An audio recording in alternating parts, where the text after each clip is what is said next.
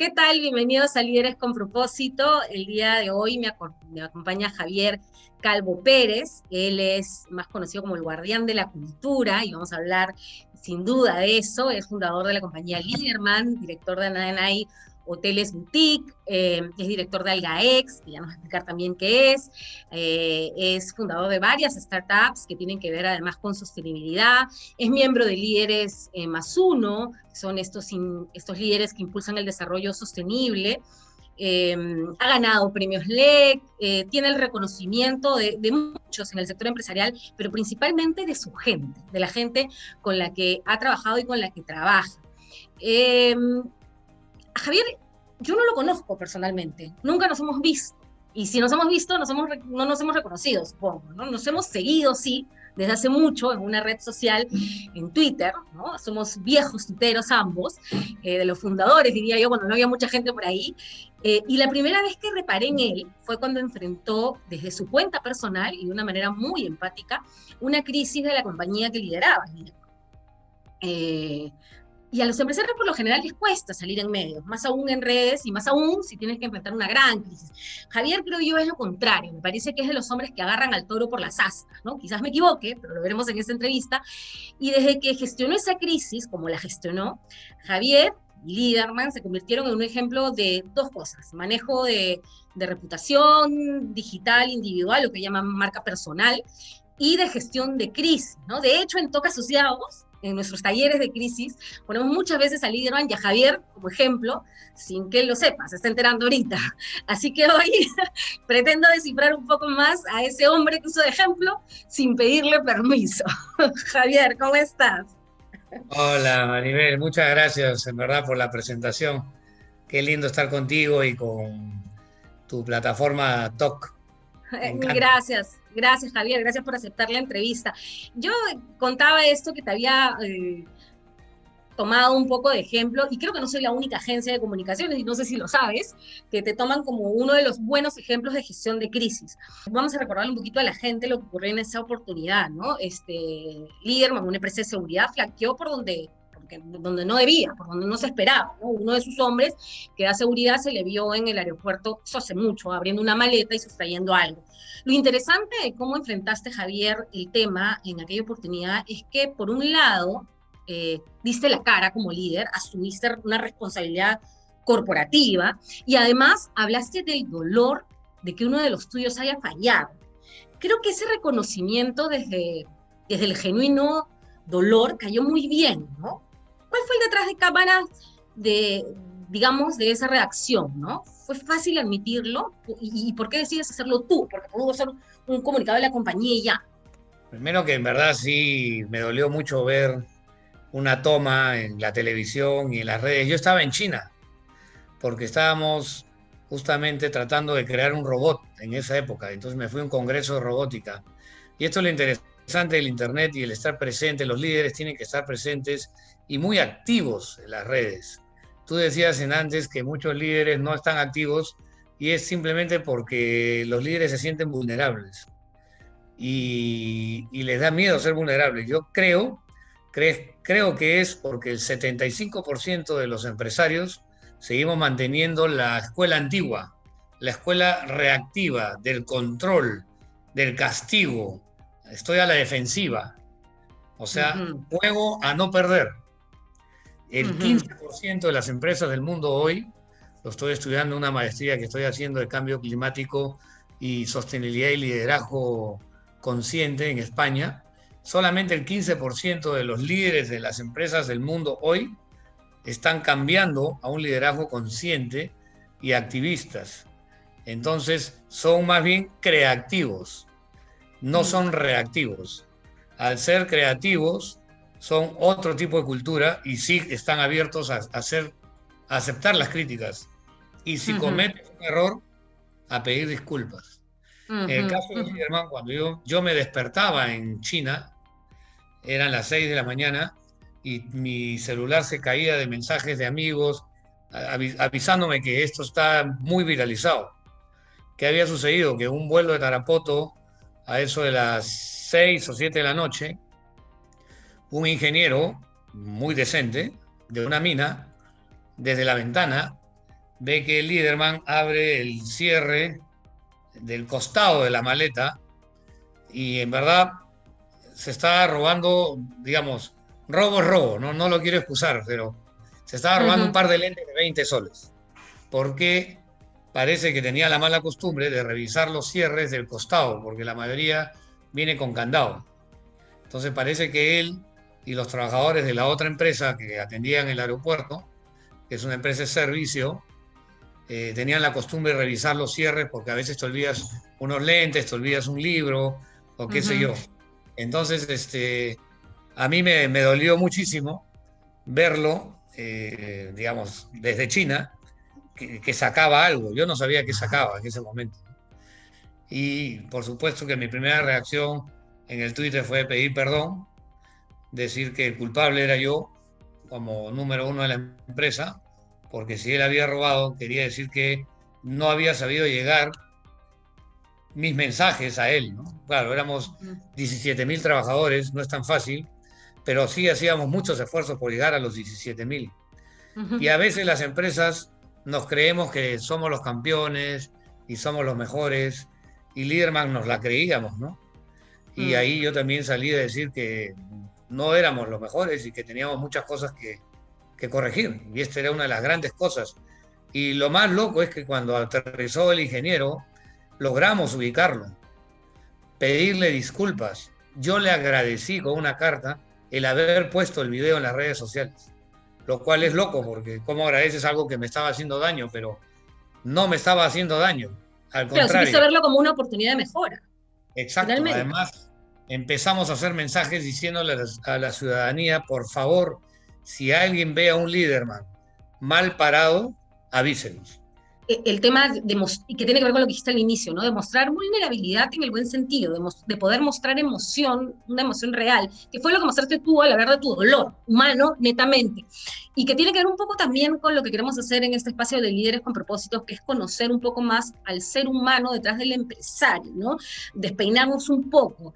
No, no tienes ahí mucho pelo para despeinar, pero, pero despeinarnos un poco, y en ese sentido yo quería conocer un poquito más de ti, ¿no? La gente no lo sabe, pero me atreví a escribirte para pedirte esa entrevista porque compartiste algo de la Marina de Guerra, y yo soy hija de marino, estudié en un colegio de marina, y si ya te seguía y de alguna manera admiraba tu trabajo, cuando me doy con tus orígenes entre los hombres de grado, me dije, ok, ya muchas señales, ¿no? Tengo que conocer un poquito más a este hombre, tú querías ser marino, ¿no? Entraste a la escuela, ¿y qué pasó? No, yo fui un marino feliz, pero tuve un problema en la vista, yo perdí este ojo.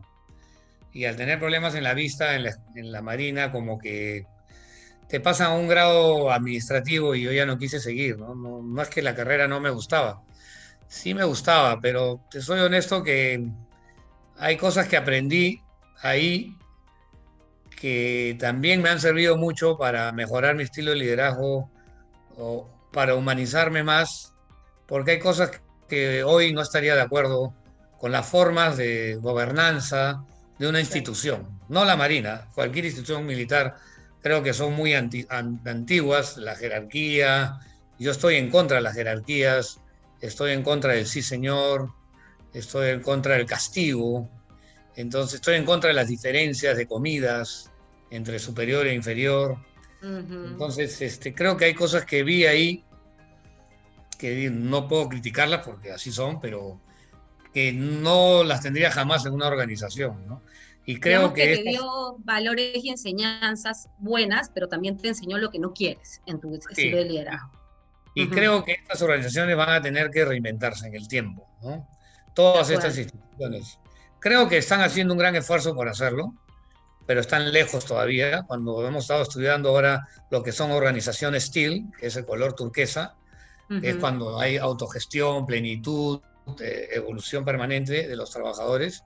Las Fuerzas Armadas son el color más bajo, que es el más restringido, limitante, que asciendes cada cierto tiempo. O sea, si eres muy bueno, igual tienes que pasar por un grado, por otro grado. Claro. ¿No? Entonces, creo que estas instituciones van a tener que en el futuro tener un cambio importante, ¿no? Hola, Y sales de la Marina y con 26 años apenas entras a Control Risk, entiendo que es. era una Este, empresa que representaba Control Risk en el Perú y a la hora que yo me fui, uno de los clientes me pidió que formara mi empresa y yo no quería, pero él me convenció y me prestó la plata. No tenía ni un sol para hacerlo. Eso me parece increíble, que tu propio cliente te presta la plata, qué tal grado de confianza, y me hace pensar en todo esto que hablan hoy en día del cliente como centro, ¿no? Antes de que todas las universidades tipo Harvard hablen de que el cliente es el centro de tus decisiones, de alguna manera tú intuitivamente ya lo habías cosechado, ¿no? Porque al final es un cliente el que te da la plata para generar tu emprendimiento. Y él me dijo, yo te la presto y me la vas a ir pagando poco a poco, Javier, contra la factura, Ujú. porque no tenía cómo pagársela. Y efectivamente se la fui pagando poco a poco y mira qué lindo cuando vendo Liderman, lo invito a comer a él y a su esposa, ¿no? Y con mi esposa. Y le digo, mira, quiero, Rafael se llama, ¿no? Le digo, Rafi, quiero contarte un poco lo que ha pasado con la empresa. Me dijo, algo sé que has vendido. Digo, sí, hemos vendido y te quiero regalar. Y en la mesa le regalé un viaje full lujo que había organizado durante meses escondidas con sus hijas, porque él tiene algunos problemas para caminar y tenía que hacer un viaje especial con rampas y cosas, y casi se muere. Además, se pusieron sus ojos, claro, era 3 veces más lo que él me prestó el viaje, pero era una forma de decirle gracias por haber confiado en mí, y él se puso un poco a llorar y me dijo, me has enseñado a agradecer en esta vida, ¿no? Qué Y fue una importante es el linda sorpresa. agradecimiento, ¿no? Qué importante es el agradecimiento, que además es algo sobre lo que muchos estamos reflexionando hoy en día en situaciones críticas, que empezamos a valorar cosas básicas, como hablábamos antes de empezar la entrevista, el solo hecho de yo tener trabajo es un tema que hay que agradecerlo en el día a día, ¿no? Y lo que nos cuentas ahorita de cómo saltas en este negocio propio es un ejemplo de oportunidad finalmente en medio de una crisis, ¿no? Guardando la distancia un poco es lo que se vive hoy, ¿no? ¿Cuántos negocios cerrados, cuántos despidos? Pero también cuántos nuevos nacimientos, ¿no? El nacimiento en medio de la incertidumbre. Se están gestando hoy muchos resilientes, seguramente como tú, ¿no? Nosotros, yo tengo una cadena de negocios, ¿no? Estoy con la marca Ujú. WUF, estoy con Algaex nos ha ido espectacular con las algas, también con Kaira, que es el monitoreo de calidad de aire, nos está yendo súper bien porque es un mapa digital en tiempo real de la calidad del aire que el Perú no tiene, estamos creando el Waze del aire, es tecnología y data. ¿Y cuándo empieza tu preocupación, más allá del tema de innovación y tecnología, que entiendo que eres un apasionado, me contabas hace un momento de que tú ya estabas en China pensando en temas robóticos, ¿no? Cuando ocurrió la crisis, pero más allá de eso, ¿cuándo toda esa energía y ese conocimiento decides, digamos, enfocarlo en el tema de sostenibilidad y de medio ambiente y por qué? Bueno, yo te cuento, creo que el éxito de las compañías es irse transformando, ¿no? Liderman nunca fue una empresa de seguridad, solamente en sus inicios fue una empresa de seguridad. Pero si nos quedábamos como una empresa de seguridad, seguramente nunca hubiéramos sido lo que fuimos, ni hubiéramos podido venderla a los valores que se vendieron. En el caso de Liderman, fuimos una empresa de seguridad hasta que cayó Abimael Guzmán y después la Embajada de Japón. Cuando cae la Embajada de Japón, como líder, tú tienes que tener olfato, tienes que saber qué está pasando en el mundo, una visión global. Yo me di cuenta que ya los clientes ya no iban a querer torreones, ya los bancos no iban a hacer vidrios cerrados, blindados. Al no haber terrorismo, todo se abría y ya no iban a querer tener vigilantes, soldados, cachacos que te decían abra la maletera, sino iban a Mm. querer abrir el mundo. Y al abrir el mundo iban a querer vigilantes amorosos, sonrientes. Entonces nos transformamos en una empresa de gestión de gente. Y ahí fue cuando fuimos la primera empresa que ganó el primer lugar al mejor lugar para trabajar en el Perú en el año 2000, Qué que fue buenísimo. una Mm. sorpresa, porque en el Perú, ahí me contaba Anita Gubins, que cuando salió Liderman todo el mundo decía, pero no puede ser una empresa de seguridad. O sí, no puede ser. Y estuvo segundo Entel, tercero Citibank, cuarto Bacus, Interbank, y había presión porque no sea Liderman. Y Pero bueno, ahí estaba la Anita es gente. muy honesta y ella dijo, es Liderman, ¿qué puedo hacer? Ella no Ajá. nos conocía y ganamos Ujú. como 5 años seguidos. Ahora, tú terminas vendiendo un emprendimiento, o sea, el Liderman al final se vende, ¿no? Y yo me imagino esa decisión difícil, no tengo ni de lejos el tamaño de mi empresa, espero algún día tenerlo de Liderman, pero me imagino que si algún día llegas a esa oportunidad, es una decisión difícil, porque de alguna manera es tu criatura, ¿no? Y la Sí. dejas ir en su mejor momento. Entonces, ¿cuándo y por qué tomar una decisión de esa envergadura? Mira, sí es muy difícil. Es la empresa que tú amas y te sientes un poco mal porque tú has creado una cultura que la gente creyó en esa cultura y en ese estilo de liderazgo y después el líder dice chao. Claro. Pero te voy a decir que soy empresario neto. ¿En qué sentido? Yo creo que todos los negocios se deben de vender. ¿Cuál es mi filosofía? Y la comparto con mis socios hoy en las distintas cadenas de negocios que tenemos. En cada una tengo socios diferentes, ¿no? Y en todas es, hagamos un bonito negocio con propósito, hagamos bien las cosas, hagamos unos 5, 6 o 7 años y vendámosela al mejor postor. Y en esos 5, 6 o 7 años vamos a divertirnos. Divertirnos Ujú, en el buen sentido de la palabra. Ser ujú, felices. Tú sabes que el liderazgo más pleno que puede haber es cuando tienes autogestión, cuando tienes plenitud y cuando tienes evolución. Entonces, cuando nuestras empresas llegamos a lograr que la gente sola se autogestione, o sea, no sea ujú, supervisada, se ujú, sienta plena, y nosotros también, por supuesto, plena quiere decir que estás contento con lo que haces y sientes que ujú, estás en el lugar correcto y sientes que estás creciendo. Y una evolución constante, que quiere decir que el negocio se va cada vez siendo mucho mejor y la gente crece profesionalmente.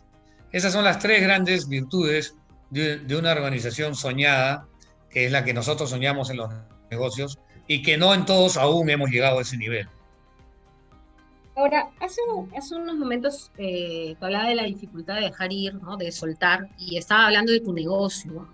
Y, y no pretendo que esto sea una entrevista dolorosa, ni mucho menos, y si no quieres contestar, Javier, por favor, esto es grabado. Pero hace poco perdiste a tu hijo y en un accidente terrible, ¿no? Y lo comento porque se conoció.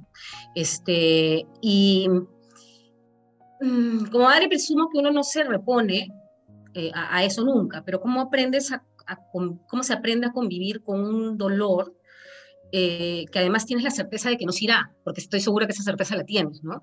Lo pregunto porque aunque esto es personal, creo que de estas grandes batallas también se va forjando el ser humano y se va, y se compone y se recompone una persona y por ende, en tu caso, un tipo y un estilo de liderazgo, ¿no? Tú eres un líder, lo dije hace un momento, resiliente en esencia, y creo que ahora se confirma más que nunca, ¿no? Bueno, sí, lo de Mauricio ha sido terrible. Todavía no estoy repuesto, porque primero que era un hijo demasiado noble, él era un chiquito Asperger, y al ser Asperger tenía una bondad infinita, o sea, inocente. Creo que todo lo que más te golpea es que los seres humanos pensamos que, que no somos vulnerables, ¿no? Entonces tú ves tu familia y la proteges y sientes que siempre va a ser, nadie te la va a poder tocar, ¿no? Y cuando pasan estos accidentes te das cuenta que somos muy frágiles y bueno, me ha puesto un valor al presente muy duro, lo extraño muchísimo porque vivíamos juntos, soñaba con él, uno de los motivos, aunque tú no creas que vendí Liderman, era porque yo en Liderman trabajaba mucho y cuando mis amigos me decían, ¿cuál es tu sentido de vida en el futuro? Y yo decía, dedicarme a Mauricio.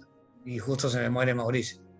Entonces ha sido duro, ¿no? Encima estar presente porque estábamos juntos en la playa y él se cayó a un abismo y ahí me avisaron y yo he llegado corriendo y lo he visto y he podido estar con él, ¿no? Los últimos minutos, sabiendo como padre que se me iba, porque obviamente se notaba que se iba, ¿no? Es muy duro y necesitas ayuda, como familia, o sea, todos estamos súper ayudados con soporte psicológico, eh, es muy fuerte, es el tiempo, la única cura es Mm, el tiempo y un gran consejo que les podría dar a los que van a ver tu programa son dos cosas. Uno, que entiendan que sí existe la posibilidad que se muera un hijo. Y es duro lo que les digo, ¿eh? pero cuando falleció Mauricio, de la misma playa, al darme el pésame, 4 o 5 familias me contaron, yo también perdí un hijo, y yo no lo sabía. En una sola playa, de cáncer, de accidente, otro de diabetes, en fin. Entonces la posibilidad de perder un hijo, yo nunca la tuve en el radar. Y creo que hay que tenerla. Y dos, que es una de las grandes salvavidas que tenemos en esta casa hoy, es que le dimos demasiado amor a Mauri. Entonces, cuando se ha ido, la primera pregunta que me hizo la psicóloga, que tuve que tener terapias porque es muy duro, fue, ¿tienes algún pendiente con tu hijo? Y yo le dije que no. Le habíamos dado, o sea, más amor no se le pudo dar. Y ese es un gran salvavidas, porque lo único que me queda es decir, ok, Diosito se lo quiso llevar y que no sufra, pero no hay pendientes de amor. Y el no haber pendientes de amor te ayuda a que puedas recuperarte un poco mejor, ¿no? De hecho, en toda la vida lo vas a llevar, no sé si con dolor, en este momento sí es dolor, pero estoy seguro que ese dolor se va a convertir en amor puro más adelante, ¿no? Está muy cerca como para que todavía yo te pueda decir que ya lo logré convertir.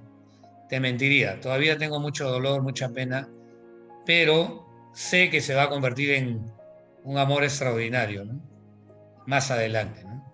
Claro que sí, Javier. Yo te agradezco muchísimo, en verdad, que hayas compartido esto tan personal. De verdad, gracias. Eh, sí, no tengo nada más que agregar sobre eso, porque creo que lo has compartido como siempre, lo haces desde lo más genuino en ti, ¿no? Y creo que eso es lo que la gente que trabaja contigo y que te conoce valora mucho. Hemos conversado con mucha gente antes de esta entrevista y todos se tienen mucho cariño justamente por eso. O sea, la gente te considera, y tú mismo, con orgullo, creo que lo consideras y lo reconoces, ves en ti un guardián de la cultura, ¿no? Y como hemos visto y como hemos conversado, la gente que trabaja contigo se equivoca, pero se repone en algunos casos, te quiere, te respeta, se respetan entre ellos, ¿no? ¿Cuál es el secreto de eso? O sea, ¿cómo se empieza a construir cultura en una empresa? Mira, primero, cuando yo estaba en Liderman, no me gustaban los castigos. ¿Qué pasa con el mundo de la vigilancia? La gente es muy abusiva con el vigilante, muy abusiva. Entonces, cuando un vigilante, por decirte, voy a darte un nombre porque realmente una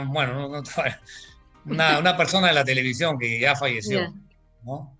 Que era un poco patán, llegó con su Mercedes-Benz a un edificio y el Liderman de casualidad, él venía muy rápido y él la puerta con todo remoto y el carro pasa y choca la luna. Pero claro, la culpa la tuvo el que conducía el carro, no el Liderman. Baja, le pegan al vigilante y encima le hacen pagar la reparación del parabrisas y me piden que lo despida. ¿Cómo puedo hacer yo eso si no es justo? ¿Qué hice yo? Le dije, vigilante, tranquilo, te voy a cambiar a otro lado, le voy a decir que ya te voté, para no perder la cuenta, y yo voy a pagar el vidrio. Porque era imposible hacerle entender a esa persona que él tenía la culpa por su estatus, porque era terco, porque era patán.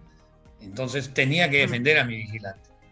Hubo otro caso en el tren de una señora de Lima, que de apellido rimbombante, todo lo más ficho del mundo. ¿Qué es lo que pasa? Muchas veces la gente, mientras más siente que tiene un poder, pero es el poder del malo, es el poder del atropello.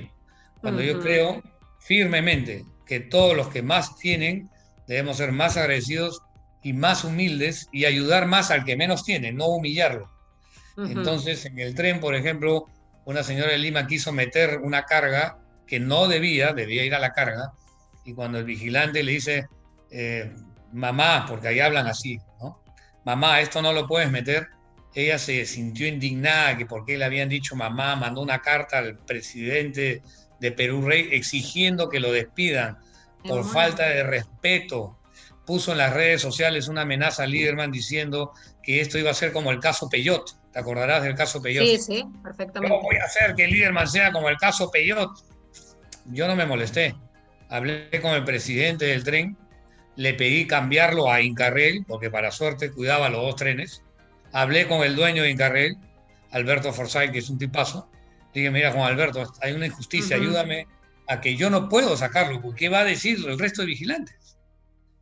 Y él no tiene la culpa. Claro. Es un término cusqueño. Claro. Lo cambié. Pero mira, la señora llegó a Lima, te cuento, y en la casa tenía un ramo de rosas de Rosatel, una casaca de Liderman y una carta mía, explicándole por qué le habían dicho mamá. Se puso a llorar. Me llamó a rogarme de que no lo voten y a pedir disculpas. Yo creo que hay veces hay que educar. Y efectivamente, el vigilante regresó a su puesto después de un tiempo. Pero el líder tiene que defenderlos de las injusticias. Hay rescato tres cosas importantes en esta experiencia que nos cuentas y que tiene que ver con la pregunta que te hacía de la formación del gestar cultura, ¿no? Uno, tu gente primero. Que no quiere decir que hay que creerle todo ciegamente o que hay que perdonarle todo ciegamente, pero si pones a tu gente primero, valorando el sentido de justicia, el día que realmente tienes que sancionar a la gente, el resto de los colaboradores lo entienden, como en el caso de crisis del que hemos comentado al inicio de esta entrevista, por ejemplo, ¿no? Y lo segundo, que lo has dicho a lo largo de esta conversación, el tema de la transparencia en la comunicación con tu gente y hacia afuera, en este caso con la señora. Y si la transparencia de la comunicación significa siempre de la mejor manera hacerle ver una equivocación incluso a un potencial cliente o una ciudadana, etcétera, ese camino también es viable, no le tenemos que temer tampoco, ¿no? El cliente no siempre tiene la razón, siempre tiene la consideración de nosotros como proveedores, ¿no? En el año 2013, Javier, publicas tu primer libro que se llama La oreja en el piso, donde exponías la esencia del auténtico líder en esta relación horizontal con tus trabajadores de la que estás hablando, escuchándolos, visitándolos en su puesto de trabajo para no olvidarte de cómo es el trabajo diario de cada quien. Y luego, 3 o 4 años después, publicas La oreja virtual, donde hablas sobre cómo el rol del liderazgo y la cultura en la transformación digital, ¿no? Ahora, no son distintas orejas, deberían ser la misma, ¿no? Es decir, mientras se avance en la digitalización, esta horizontalidad de la que hablas en tu primer libro debe estar más presente que nunca, ¿no? Porque los nuevos desafíos siempre van a traer entre los colaboradores incertidumbre, miedos. Si hablamos de procesos de digitalización, estos pasan algunas veces por resistencias al cambio, y también por el fantasma del despido, del puedo ser reemplazado, no puedo ser reemplazable. Mira, tú lo has descrito tal cual y te felicito porque poca gente lo ha entendido así. La oreja en el piso es obviamente la oreja inicial cuando no había mucha tecnología y tienes que escuchar el cara a cara, pero cuando las organizaciones son muy grandes y son transnacionales, como Liderman lo fue, porque nosotros íbamos a tener operaciones en Ecuador y en Chile, ya no llegas tanto. O sea, llegas, pero ¿cómo lo haces exponencial, no? Es a través de la tecnología y las redes sociales. O sea, es la misma oreja en el piso, pero utilizando todas las plataformas. Es decir, que los líderes estemos presentes como líderes en todas las plataformas, comunicando todo el día, al margen de las plataformas de la empresa, donde también debo participar. O sea, yo debo estar como Javier Calvo Pérez, pero también participo en las redes de Ananay, participo en las redes de Algaex, participo en las redes de WUF, que es la plataforma esta para adopción de perros, y participo en todas las redes. Entonces, esa es la oreja virtual. El mejor fiscal hoy, más que un compliance, más que la supervisión, son las redes sociales. Y eso es lo que yo siempre insisto en mis mensajes, que los directivos y los directores, los miembros de un directorio, más que ir a un directorio, deberían leer las redes sociales de esa compañía. Y estoy seguro que se enterarían de cosas que en el directorio no se van a enterar y que muchas veces se tapan. Y cuando se enteran ya es tarde, ya esa empresa tiene un problemón de la patada porque los CEOs solamente van a directorios a mostrar números y no a mostrar parte humana. Entonces a mí me gustan los directorios donde primero quiero escuchar un resumen de la gente. Quiero saber las 3 cosas que más le preocupan a ese CEO en ese momento. ¿Cuántos enfermos he tenido? ¿Cuántos fallecidos? Y después, si quiere, vemos números. Gracias, Javier. Me ha encantado conocerte al fin, aunque haya una pantalla por medio que nos separe. Me ha encantado tu visión de, digamos, como líder y tu visión en general de vida. Gracias, Me parece que eres un alma linda que el sector empresarial gracias. tiene el Igual a gusto de tener. ustedes. Igual a ti y a Gracias, Katia, muchas Javier. gracias por todo y que vaya muy bien con TOC. Está lindo el nombre también. Gracias.